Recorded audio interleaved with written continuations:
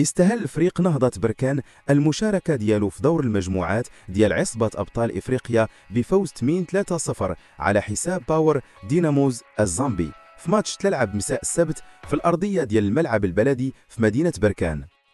وتمكن الفريق المغربي من افتتاح التسجيل بكري حوالي الدقيقة 13 من بعد ما سجل اللاعب آرون كتيبي بالخطأ في المرمى ديال فريقه، فين زاد من بعد ب3 دقائق اللاعب منير شوالعر الهدف الثاني.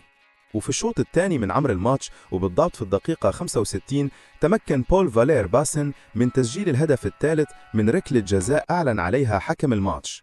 وبهذا الانتصار زادت كتيبة معين الشعباني 3 نقاط ثمينة للرصيد ديالها، مشاركة المرتبة مع بيراميدز المصري اللي ربحته هو في ماتش اليوم على ريفرز يونايتد النيجيري.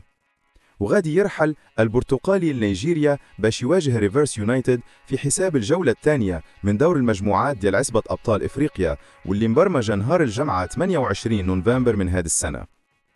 وكيتواجد نهضة بركان في المجموعة الأولى مع بيراميدز المصري، ريفرس يونايتد النيجيري، وديناموز الزامبي.